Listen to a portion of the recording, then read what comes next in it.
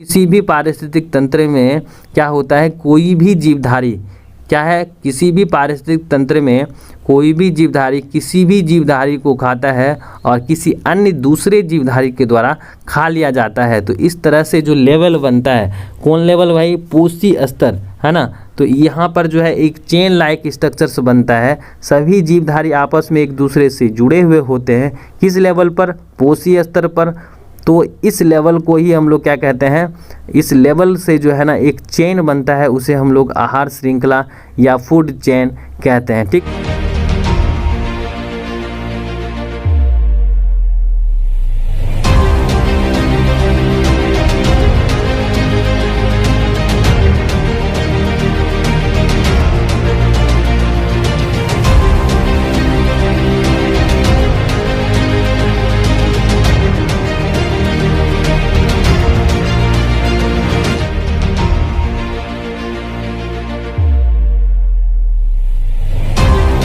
पारिस्थितिक तंत्र यानी इकोसिस्टम किसी स्थान पर पाए जाने वाले किसी जीव समुदाय का उनके पर्यावरण या वातावरण से अन्य जैविक संबंध से परस्पर संबंध होता है। इसी पारस्परिक संबंध को हम लोग इकोसिस्टम या पारिस्थितिक तंत्र कहते हैं। यानी कि कोई भी जीवधारी जो है जिस परिवेश में रहता है उनके चारों तरफ का जो क्या होता है, अजैव अवयव होता है, यानी कि उसका सराउंडिंग होता है, उनके पर्यावरण के साथ जो संबंध होता है, उसी संबंध को हम लोग क्या कहते हैं, पारिस्थितिक तंत्र कहते हैं, इकोसिस्टम कहते हैं। अगर इकोसिस्टम की बात करी जाए तो इकोसिस्टम्स को हम लोग जीव मंडल यानी बायोस्फीयर्स का क्या कहते हैं, संरचनात्मक तथा क्रियात्मक इकाई कहते हैं। यानी कि छोटे छोटे इकोसिस्टम से जो है यह हम लोगों का जैव मंडल बना होता है। यानी कि पारिस्थितिक तंत्र यानी ecosystems is also known as the structural and functional unit of nature. प्रकृति की संरचनात्मक एवं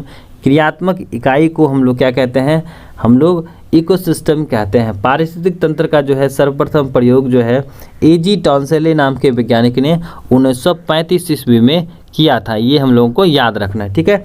पारिस्थितिक तंत्र जो है कितने तरह के, दो तरह के होते हैं। कि पारिस्थितिक तंत्र का जो है निर्माण कैसे होता है, क्या हम लोग बनाते हैं या नेचर जो है उनको बनाता है। अगर नेचर के द्वारा होगा यानी प्रकृति प्रदत्त पारिस्थितिक तंत्र को हम लोग प्राकृतिक पारिस्थितिक तंत्र कहते हैं। यानी प्रकृति प्रदत्त यानी प्रकृति के द्वारा दिए गए पारिस्थितिक तंत्र को हम लोग प्राकृतिक पारिस्थितिक तंत्र कहते हैं। जैसे वन हो गए, मरुस्थल हो गए, तालाब हो गए, उसके बाद जो है आपका समुद्र है, महासागर है, ये सारा का सारा जो है नेचुरल इकोसिस्टम के अंतर्गत आता है। ठीक है, तो नेचुरल इकोसिस्टम के अंतर्गत क्या, वन, मरुस्थल, समुद्र और महासागर, ये सारा का सारा क्या है आपका नेचुरल इकोसिस्टम है। अगर बात करें हम लोग कृत्रिम इकोसिस्टम की, जैसे कि बागीचा हो गए, फसल हो गए, पार्क हो गए, ये सारे के सारे क्या हैं, कृत्रिम यानी आर्टिफिशियल इकोसिस्टम। यानी कि man made ecosystem is also known as the artificial ecosystem.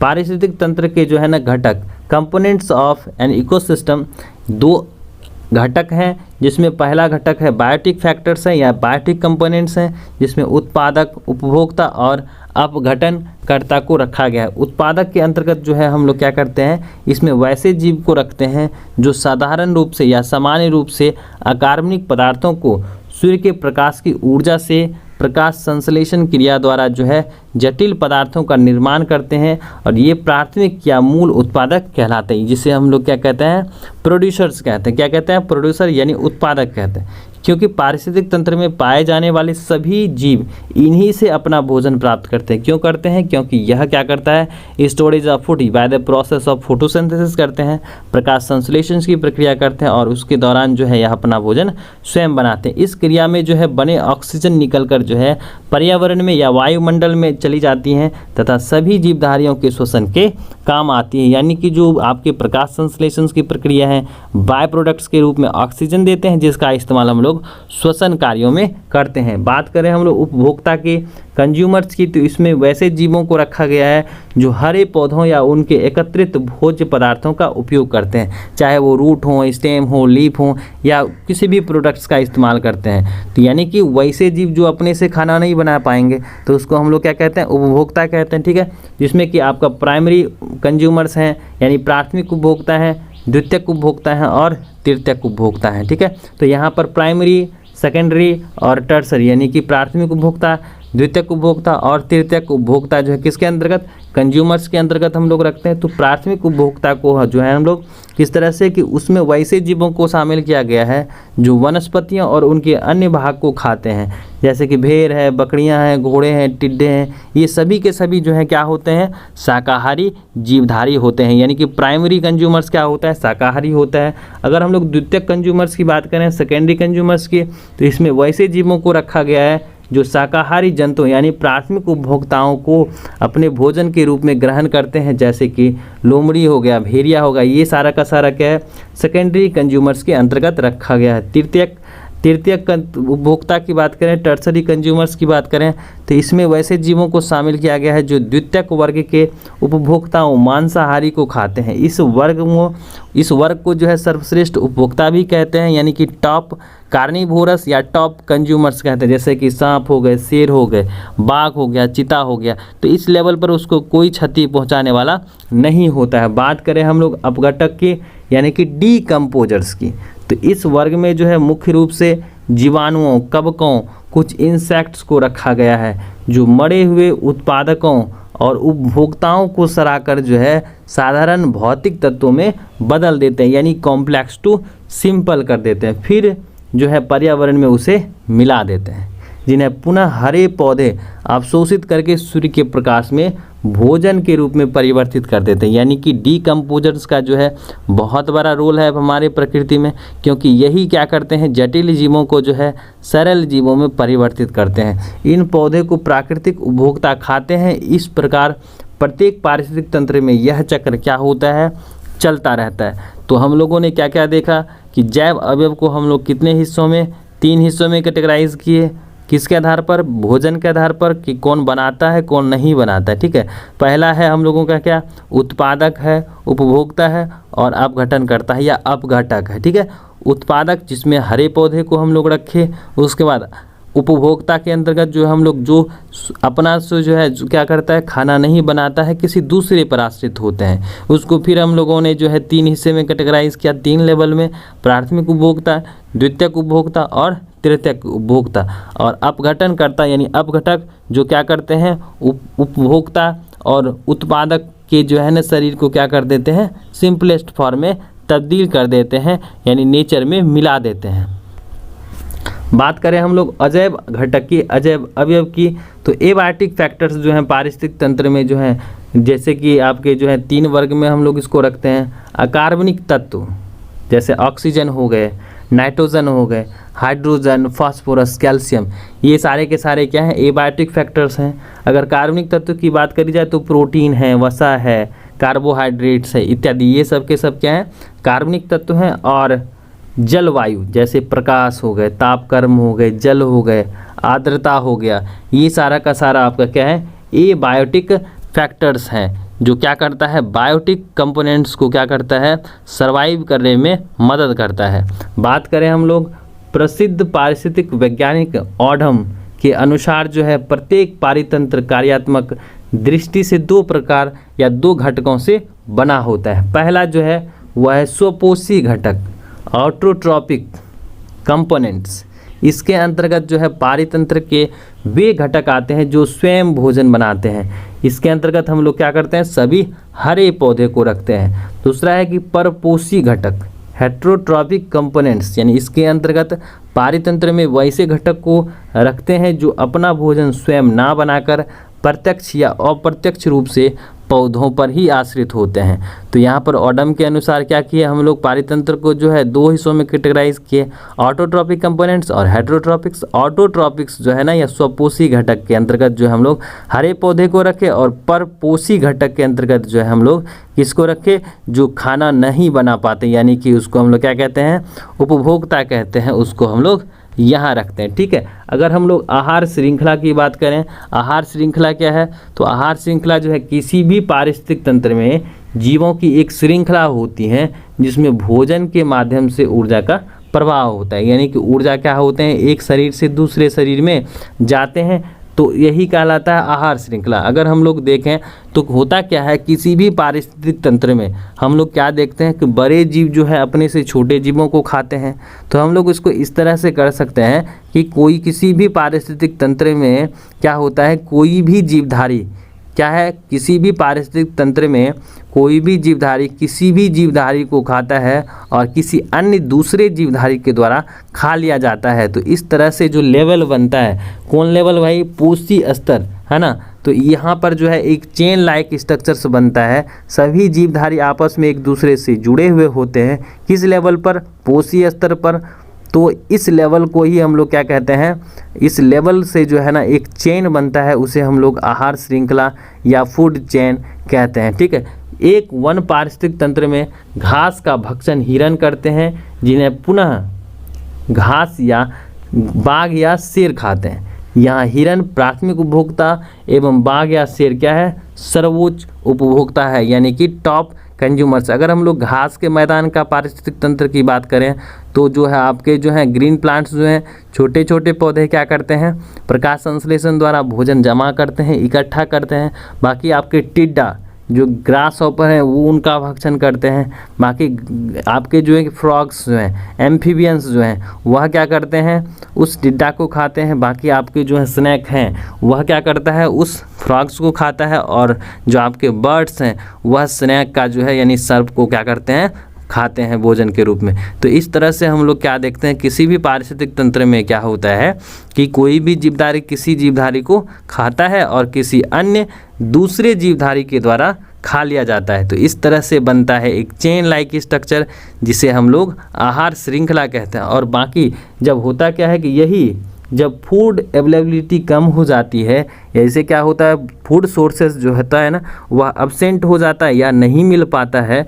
तो इस वजह से क्या होता है, यही आहार श्रृंखला एक दूसरे से क्या करती हैं, जिगजैग संरचना बनाती हैं, जिसे हम लोग क्या कहते हैं, आहार जाल कहते हैं। क्या कहते हैं, आहार जाल यानी फूड वेव कहते हैं। अगर हम लोग इकोलॉजिकल पिरामिड जॉन अल्टन साहब का देखें तो खाद्य श्रृंखला में जो है क्रमिक उच्च पोषण स्तरों में प्रजातियों की संख्या, सकल बायोमास और ऊर्जा की सुलभता और पर्याप्तता में इस प्रकार से ह्रास होता है कि उसका आकार पिरामिड जैसा हो जाता है। इसे ही हम लोग क्या कहते हैं, इकोलॉजिकल पिरामिड कहते हैं। ऐसे समझें कि इकोलॉजिकल पिरामिड यानी पारिस्थितिक पिरामिड जो है एक प्रकार का क्या है, ग्राफिकल रिप्रेजेंटेशन है। क्या है, ग्राफिकल रिप्रेजेंटेशंस है, जिसमें हम लोग उत्पादक को, उपभोक्ता को और अपघटनकर्ता को इस प्रकार से हम लोग अरेंज करते हैं, दर्शाते हैं, जिसमें क्या होता है, ट्रायंगुलर शेप बनता है। इसी को हम लोग क्या कहते हैं, इकोलॉजिकल पिरामिड या पारिस्थितिकीय पिरामिड कहते हैं। एक पारिस्थितिक तंत्र में जो है उत्पादक स्तर पर हरे पौधे सौर ऊर्जा को खाद्य ऊर्जा में बदलते हैं। इसे हम लोग प्रथम स्तर के अंतर्गत रखा जाता है। यानी कि किसी भी पारिस्थितिक तंत्र के इकोलॉजिकल पिरामिड्स में हम लोग उत्पादक को हम लोग कहाँ रखते हैं, बेस पर रखते हैं। इकोलॉजिकल पिरामिड्स जो हैं वह सीधा भी हो सकता है, उल्टा भी हो सकता है। ठीक है। दूसरा पोषी स्तर जो है उन शाकाहारियों का होता है जो इन पौधे पर जो है अपना भोजन प्राप्त करते हैं। तीसरे पोषी स्तर की बात करें तो इन शाकाहारियों को खाने वाले जो है ना मांसाहारी को क्या करता है, रखा जाता है। अगर हम लोग प्रकार की बात करें तो इकोलॉजिकल पिरामिड जो होता है वह 3 प्रकार के होते हैं। नंबर ऑफ पिरामिड होता है यानी कि संख्या के आधार पर, बायोमास के आधार पर यानी कि पिरामिड ऑफ बायोमास, और ऊर्जा के आधार पर यानी पिरामिड ऑफ एनर्जी। तो इस कंडीशंस में संख्या के आधार पर जो है हम लोग देखें तो संख्या के आधार पर जो है इकोलॉजिकल पिरामिड्स क्या होता है, सीधा भी होता है यानी अपराइट होता है, दूसरा इन्वर्टेड, दोनों होता है। ठीक है। संख्या के आधार पर अगर हम लोग देखें तो अपवार्ड्स यानी और उल्टा इन्वर्टेड दोनों होता है। जैसे घास के मैदान में जो है पारिस्थितिक तंत्र का जो है संख्या के आधार पर इकोलॉजिकल पिरामिड्स क्या होता है, सीधा होता है, क्योंकि पोषण स्तर में सबसे निचले स्तर पर घासों की संख्या की बहुलकता क्या होती हैं, ज़्यादा होती हैं। उन पर निर्भर शाकाहारियों और इन शाकाहारियों पर निर्भर मांसाहारियों की संख्या क्रमशः जो है ना कम होती चली जाती है। इसके विपरीत वृक्ष बाहुल्य पारिस्थितिक तंत्र और अपरद पारिस्थितिक तंत्र का जो है इकोलॉजिकल पिरामिड्स जो होता है ना, उल्टा होता है, क्योंकि उत्पादक स्तर पर वृक्षों की संख्या कम होने के बावजूद अपने आवास और भोजन के लिए उन पर निर्भर पशु पक्षियों की संख्या जो है क्या होती है, अधिक होती है। तो इस संख्या के आधार पर हम लोगों को याद रखना है, क्या याद रखना है कि घास के मैदान का जो है पारिस्थितिक तंत्र क्या होता है, सीधा होता है। कैसे होता है कि घास के मैदानों में जो है ना क्या होता है, उत्पादकों की संख्या क्या होती है, ज़्यादा होती है, उस पर वहाँ रहने वाले कंज्यूमर्स की संख्या कम और टॉप कंज्यूमर्स की संख्या जो होती है उससे भी कम होती है। लेकिन अगर हम लोग क्या करें, वृक्ष के पारिस्थितिक तंत्र का देखें तो एक वृक्ष पर जो है क्या होते हैं, बहुत सारे बर्ड्स होते हैं और उस बर्ड्स के शरीर में बहुत सारे क्या होते हैं, पैरासाइट्स होते हैं। तो यहाँ पर हम लोग क्या देखते हैं कि जैसे जैसे हम लोग कंज्यूमर्स टू क्या जाते हैं, जैसे जैसे हम लोग प्रोड्यूसर टू कंज्यूमर जाते हैं, उत्पादक से उपभोक्ता की तरफ जाते हैं, क्या होता है, संख्या जो है क्या हो जाता है, बढ़ जाता है। तो इस कंडीशंस में क्या होता है, इकोलॉजिकल पिरामिड संख्या के आधार पर क्या होता है, उल्टा होता है। अगर हम लोग देखें बायोमास पिरामिड यानी कि पिरामिड ऑफ बायोमास, तो यहाँ पर सीधा भी होता है और उल्टा भी होता है। किसी चारागाह या वन पारिस्थितिक तंत्र में जैव मात्रा पिरामिड स्वाभाविक रूप से सीधा होता है, क्योंकि बढ़ते पोषण के स्तर के साथ जीवों का सकल जैव भार जो है कम होती है, अर्थात जो है आधार क्या होता है, चौड़ा होता है तथा ऊपरी भाग क्या होता है, पतला होता है। अगर हम लोग क्या करते हैं, बायोमास में हम लोग ड्राई वेट लेते हैं, ठीक है। इन्वर्टेड बायोमास ऑफ पिरामिड्स, तालाब पारिस्थितिक तंत्र में जो है जैव भार का पिरामिड क्या होता है, उल्टा होता है, क्योंकि यहाँ पर जो है निम्न पोषीय स्तर पर उत्पादकों की संख्या तो अधिक होती है, जैसे कि शैवाल हो गया आप, लेकिन उनका भार कम होता है। लेकिन जैसे ही क्या करते हैं हम लोग वेट लेते हैं तो क्या हो जाता है, कम हो जाता है। तो दूसरे या तीसरे पोषीय स्तर के जो है जीवों की संख्या कम के बावजूद उनका क्या होता है, भार ज़्यादा होता है। जैसे कि छोटी मछलियाँ हैं उनसे बड़ी मछलियाँ, फिर जो है उनसे बड़ी मछलियाँ। तो जैसे जैसे हम लोग प्रोड्यूसर टू कंज्यूमर जा रहे हैं, वजन क्या हो रहा है, ड्राई वेट जो है वह क्या हो रहा है, धीरे धीरे बढ़ रहा है ना। तो अतः जो है किसी भी तालाब पारिस्थितिक तंत्र में जो है जैव मात्रा क्या होता है, पिरामिड जो है बायोमास वह क्या होता है, उल्टा होता है। तो याद रखना है, वन और चारागाह या घास के मैदान का इकोलॉजिकल पिरामिड किसके आधार पर, बायोमास के आधार पर सीधा होता है, लेकिन उल्टा कब होता है, जब किसी हम लोग तालाब की बात करते हैं बायोमास, तब वो क्या होता है, उल्टा होता है। आगे है ऊर्जा पिरामिड्स, एनर्जी पिरामिड्स यानी पिरामिड्स ऑफ एनर्जी। ऊर्जा पिरामिड जो है ना ऊष्मागतिकी के नियम का पालन करता है। इसमें एक पोषीय स्तर जो है दूसरे पोषीय स्तर पर स्थानांतरित होने वाली ऊर्जा को भी दिखाया जाता है। अतः ऊर्जा पिरामिड सदैव क्या होता है, सीधा होता है। यह एकमात्र ऐसा पिरामिड्स होता है जो हमेशा सीधा होता है, क्योंकि ऊर्जा का यानी कि फ्लो जो होता है यूनिडायरेक्शनल होता है और यह जो होता है ना एक दिशीय होता है, ठीक है। अगर हम लोग 10% लॉ देखें, 10% लॉ 1942 ईस्वी में जो है लिंडमैन साहब ने दिया था। इस नियम के अनुसार जो है क्या है कि जब हम लोग क्या करते हैं, एक पोषीय स्तर से दूसरी पोषीय स्तर की ओर बढ़ते हैं ना, तो ऊर्जा की मात्रा धीरे धीरे क्या होती चली जाती हैं, कम होती चली जाती हैं। वास्तव में एक पोषीय स्तर से दूसरे पोषीय स्तर में मात्र 10% ही ऊर्जा का स्थानांतरण होता है। इसी कारण से जो है ना ऊर्जा का प्रवाह क्या होता है, एक दिशीय होता है, यूनिडायरेक्शनल होता है।